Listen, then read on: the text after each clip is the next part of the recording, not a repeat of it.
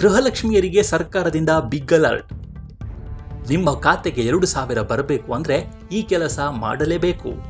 ಹೌದು, ಕಳೆದ ಕೆಲ ದಿನಗಳಿಂದ ರಾಜ್ಯ ರಾಜಕೀಯದಲ್ಲಿ ಗೃಹಲಕ್ಷ್ಮಿ ಹಣದ ವಿಚಾರ ದೊಡ್ಡ ಮಟ್ಟಿಗೆ ಚರ್ಚೆಗೆ ಕಾರಣವಾಗಿದೆ. ಪರಿಷ್ಕರಣೆ ಹೆಸರಲ್ಲಿ ಸರ್ಕಾರ ಸರ್ಜರಿ ಶುರು ಮಾಡಲು ವಿಪಕ್ಷಗಳು ಟೀಕಿಸಿವೆ. ಸರ್ಕಾರದ ನಿರ್ಧಾರಕ್ಕೆ ವಿಪಕ್ಷಗಳ ಜೊತೆಗೆ ಜನ ಕೂಡ ಆಕ್ರೋಶವನ್ನು ವ್ಯಕ್ತಪಡಿಸುತ್ತಿದ್ದರು. ಈ ಬೆನ್ನಲ್ಲೇ ನಿನ್ನೆ ನಡೆದ ಕ್ಯಾಬಿನೆಟ್ ಮೀಟಿಂಗ್ನಲ್ಲಿ ಸಿಎಂ ಡಿಕೆ ಶಿವಕುಮಾರ್ ನೇತೃತ್ವದ ರಾಜ್ಯ ಸರ್ಕಾರ ಮಹತ್ವದ ನಿರ್ಧಾರವೊಂದನ್ನು ಕೈಗೊಂಡಿದೆ. ರಾಜ್ಯ ಸರ್ಕಾರ ಗೃಹಲಕ್ಷ್ಮಿ ಫಲಾನುಭವಿಗಳ ಪರಿಷ್ಕರಣೆಗೆ ಮುಂದಾಗಿದೆ. ಗೃಹಲಕ್ಷ್ಮಿ ಫಲಾನುಭವಿಗಳ ಮರುಪರಿಶೀಲನೆ ನಡೆಸಲು ಸರ್ಕಾರ ಸಜ್ಜಾಗಿದ್ದು, ಬಯೋಮೆಟ್ರಿಕ್ ಅಥವಾ ಫೇಶಿಯಲ್ ಅಥೆಂಟಿಕೇಶನ್ ದೃಢೀಕರಣದ ಮೂಲಕ ಫಲಾನುಭವಿಗಳ ಮರುಪರಿಶೀಲನೆ ನಡೆಸಲು ತೀರ್ಮಾನ ಮಾಡಿದೆ.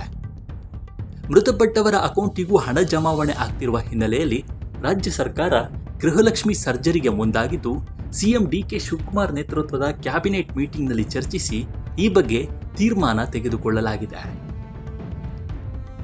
ಸರ್ಕಾರ ಆಪರೇಷನ್ ಗೃಹಲಕ್ಷ್ಮಿ ಹೆಸರಲ್ಲಿ ನಿಜವಾದ ಫಲಾನುಭವಿಗಳನ್ನು ಗುರುತು ಮಾಡುವ ಕೆಲಸ ಮಾಡುತ್ತಿದೆ. ಪ್ರತಿಯೊಂದು ಕುಟುಂಬದ ಯಜಮಾನಿಗೆ 2,000 ರೂಪಾಯಿ ಆರ್ಥಿಕ ನೆರವು ನೀಡುವ ಯೋಜನೆಯೇ ಗೃಹಲಕ್ಷ್ಮಿ. ಆದರೆ ಅನರ್ಹರು ಕೂಡ ಯೋಜನೆಯ ಲಾಭ ಪಡೆಯುತ್ತಿರುವ ಬಗ್ಗೆ ದೂರುಗಳು ಬಂದ ಹಿನ್ನೆಲೆಯಲ್ಲಿ ಸರ್ಕಾರ ಈ ಪರಿಷ್ಕರಣೆಗೆ ಮುಂದಾಗಿದೆ. ಒಟ್ಟು 1,20,00,000ಕ್ಕೂ ಅಧಿಕ ಫಲಾನುಭವಿಗಳಿದ್ದು ಮೃತಪಟ್ಟವರನ್ನ ಕೈಬಿಡಲಾಗಿದೆ. ಸದ್ಯ 4.30 ಲಕ್ಷ ಫಲಾನುಭವಿಗಳ ಹೆಸರನ್ನ ಡಿಲೀಟ್ ಮಾಡಲಾಗಿದ್ದು, ಈ ಮೂಲಕ 100 ಕೋಟಿ ರೂಪಾಯಿ ಉಳಿತಾಯ ಆಗಲಿದೆ. ಮೃತಪಟ್ಟವರ ಅಕೌಂಟಿಗೂ ಹಣ ಜಮಾವಣೆ ಆಗ್ತಿರುವ ಹಿನ್ನೆಲೆಯಲ್ಲಿ ರಾಜ್ಯ ಸರ್ಕಾರ ಗೃಹಲಕ್ಷ್ಮಿ ಸರ್ಜರಿಗೆ ಮುಂದಾಗಿದ್ದು, ಸಿಎಂ ಡಿಕೆ ಶಿವಕುಮಾರ್ ನೇತೃತ್ವದ ಕ್ಯಾಬಿನೆಟ್ ಮೀಟಿಂಗ್ನಲ್ಲಿ ಚರ್ಚಿಸಿ ಈ ಬಗ್ಗೆ ತೀರ್ಮಾನ ತೆಗೆದುಕೊಳ್ಳಲಾಗಿದೆ.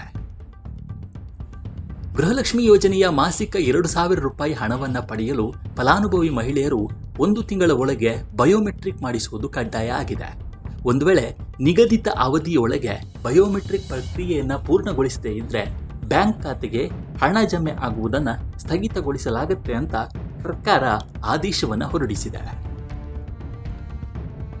ಈ ಬಗ್ಗೆ ನಿಮ್ಮ ಅಭಿಪ್ರಾಯ ಏನು ಅನ್ನೋದನ್ನು ಕಾಮೆಂಟ್ ಮೂಲಕ ತಿಳಿಸಿ. ನಮ್ಮ ಈ ವಿಡಿಯೋ ಇಷ್ಟವಾದರೆ ಲೈಕ್ ಮಾಡಿ, ಶೇರ್ ಮಾಡಿ ಮತ್ತು ನಮ್ಮ NCIB ಚಾನಲನ್ನು ಈ ಕೂಡಲೇ ಸಬ್ಸ್ಕ್ರೈಬ್ ಮಾಡಿ. ಮುಂದಿನ ವಿಡಿಯೋದಲ್ಲಿ ಸಿಗೋಣ. ನಮಸ್ಕಾರ.